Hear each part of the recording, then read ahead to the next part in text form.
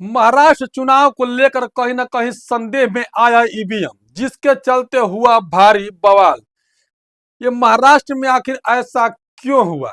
कुछ लोगों का मानना है कि ईवीएम में कहीं ना कहीं धांधली हो रही है। मैं एक एक करके बताऊंगा आप लोगों को। इससे पहले मैं अपना परिचय देता हूं। मेरा नाम गिरिजा प्रसाद और आप देखना शुरू कर चुके हैं बदलते भारत। उम्मीद करता हूं कि आप लोग स्वस्थ और खुशहाल होंगे। इस वक्त की बड़ी खबर रहा ईवीएम को लेकर सवाल उठ रही है।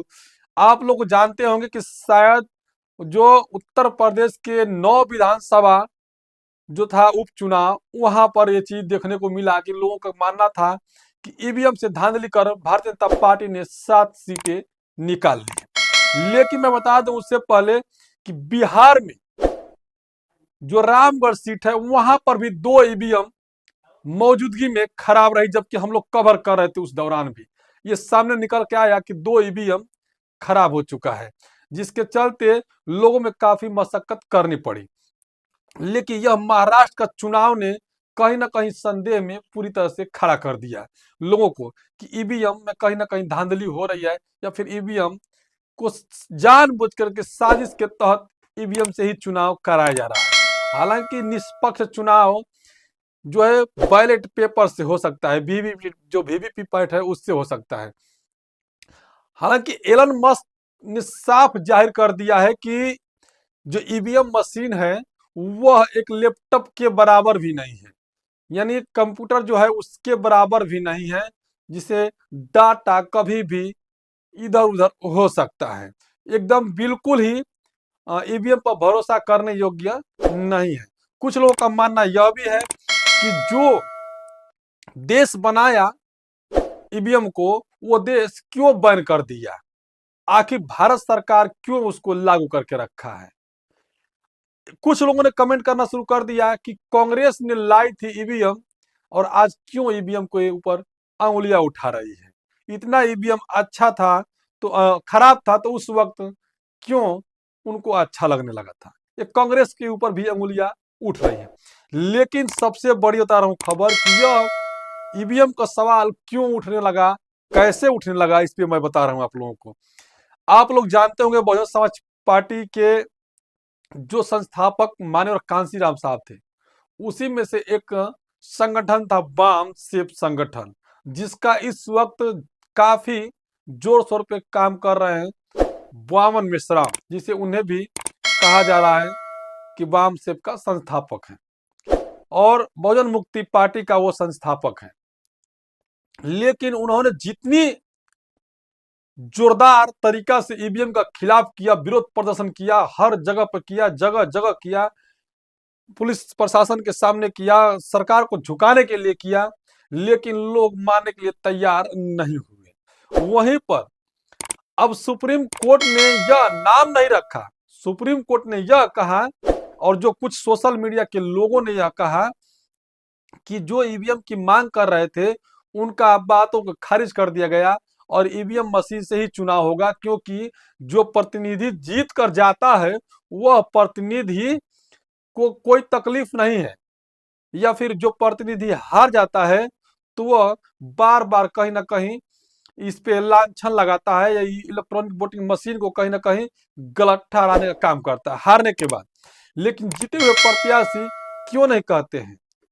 कुछ लोगों का यह भी मानना है कि जब तक से कांग्रेस और बीजेपी दोनों नहीं चाहेगी तब तक से ईवीएम नहीं हटेगा। लेकिन एक बात और निकल के आ रही है कि जो बहुजन समाज पार्टी के संस्थापक माननीय कांशीराम साहब जिस संगठन का संस्थापक किए थे वाम से, उसका एक और विचारधारा से जुड़ने वाले वामन मेश्राम है, वह साफ खुलेआम कह रहे हैं कि इतना ही निष्पक्ष चुनाव करा रहे हैं तो इलेक्ट्रॉनिक वोटिंग से क्यों है, यानी कि इसमें सुप्रीम कोर्ट से लेकर के तमाम लोग इसमें जो इलेक्शन कमीशन है वो भी कहीं ना कहीं लाभ उठा रहे हैं।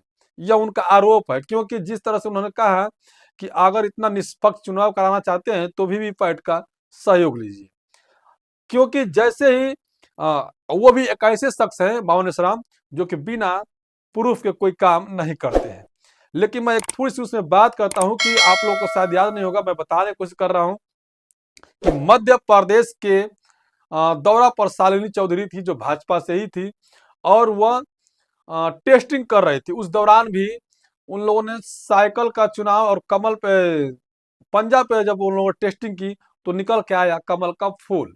तो क्या ईवीएम में केवल कमल का फूल का ही निष्पक्ष करा सकता है, या और क्यों नहीं? लोगों का मानना यह भी है कि आखिर हम किसी भी बटन पे दबाते हैं तो ईवीएम से कमल का फूल ही क्यों निकलता है। ऐसा लोगों का मानना है कि साइकिल क्यों नहीं निकलता है, हाथी क्यों नहीं निकलता है, पंजा क्यों नहीं निकलता है, जिसको लेकर के काफी संदेह में है। यही पता था कि कुछ बहुजन मीडिया भी, वो लोग भी इस पे प्रयोग किए थे ईवीएम को लेकर के, वो भी कहीं ना कहीं सहयोग किए थे कि देखिए ईवीएम में ऐसे धांधली हो सकता है, लेकिन सुप्रीम कोर्ट इसको मानने के लिए तैयार एक भी नहीं है। तो क्या यह जनता के साथ धोखा नहीं है? क्या वोटरों के साथ धोखा नहीं है? क्या इसी को हम निष्पक्ष चुनाव कहते हैं? अगर जिस कंपनी ने इलेक्ट्रॉनिक वोटिंग मशीन को बनाया वो क्यों बैन कर दिया? अगर उतना ईमानदार था ईवीएम, उतना सही निष्पक्ष चुनाव करा सकता था, तो फिर जापान ने क्यों बंद कर दिया? जिस कंपनी ने बनाया वो क्यों बंद कर दिया? इस पे तो सवाल उठेगा ही। लेकिन यहाँ के जो इलेक्शन कमीशन है, सुप्रीम कोर्ट है, इसको मानने के लिए तैयार नहीं है।